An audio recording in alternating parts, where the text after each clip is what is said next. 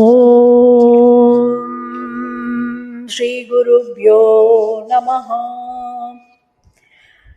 கைவல்ய நவநீதம் ஸ்ரீ தாண்டவராய சுவாமிகள் அருளியது. தத்துவ விளக்கப்படலம். பாடல் 24. ஒரு வழி இதுவாம் இத்தை, ஒரு வழி வேறாச் சொல்வர், மறுவும் அவ்வியக்தம் தானே மகத்தத்துவமாகும்.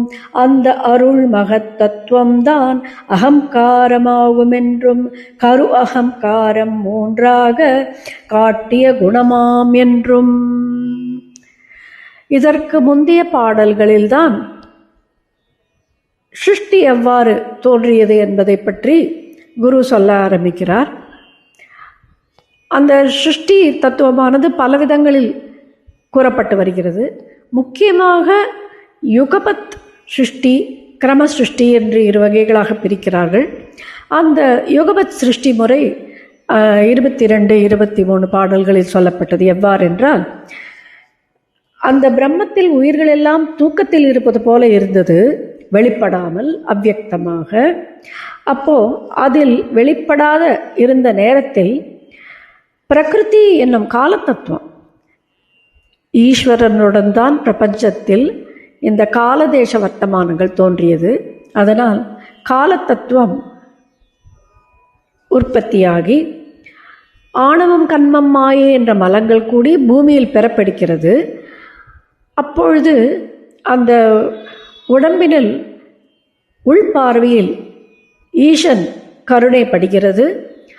ஆத்மா, தட் இஸ் பரமாத்மா பிரம்மம், தன் சுபாவத்தை விட்டுவிட்டு, முதுமூல சுபாவத்தை விட்டுவிட்டு அதற்கு அத்தாட்சியாக சத்வ ரஜஸ் தமஸ் குணங்களாக தோன்றியது என்று நேரடியாக கூறப்படுகிறது.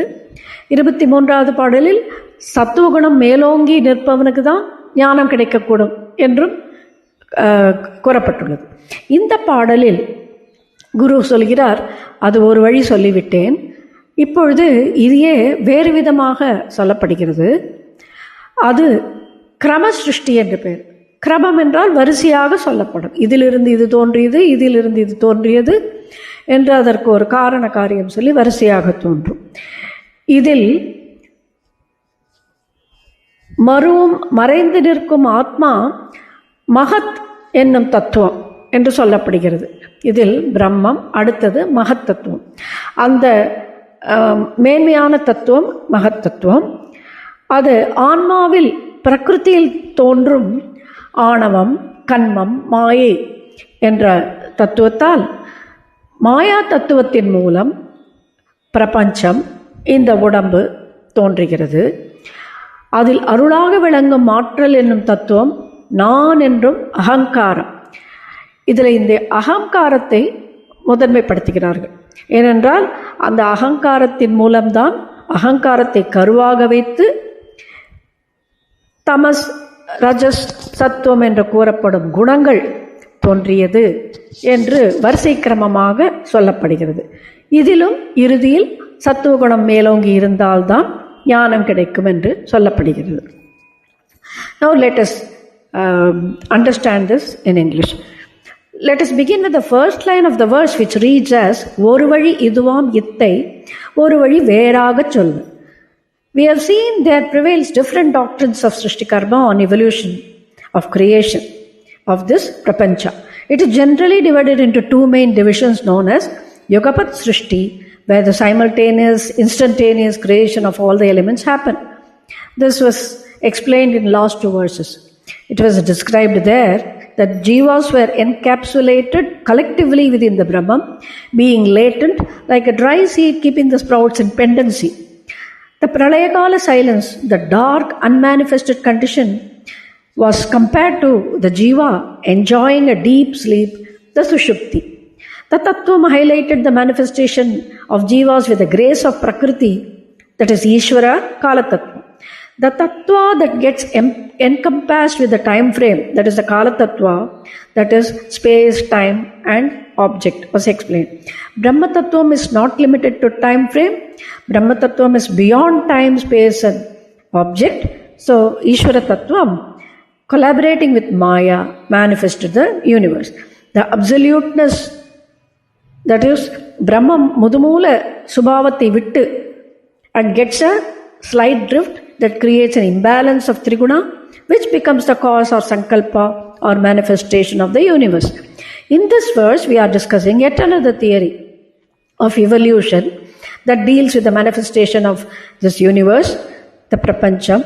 This is called Krama Shrishti, says the Guru. Here, the genealogy of Brahman, Avyaktam, that is the Mahat Samashtikarana Sharira Tattvam, is another way of treating that. Maruvum Avyaktam Dane Mahat Tattvam. Mahat Tattvam is Samashti Buddhi Tattvam, totality, collectiveness of all the intellects. This is the supreme Mahat Tattvam, in whose Prakriti is stationed are three impurities known as ego, karma, and Maya. Out of these, from Maya, this Prapancham and Sharira manifested. In that, the ego was inserted. Out of that nucleus, Karu Ahankaram, sprang out the imbalanced trigunas of Sattva, Raja, Tamas. This is the formation of Srishti in succession. When one regains the all pure Sattva Guna, that is, after getting the guidance from the Guru and after doing the Vicharana, it gains importance as the primary and fundamental source through which one can aspire for wisdom and attain the goal of absolute reality. Shri Guru Bhyo Namaha.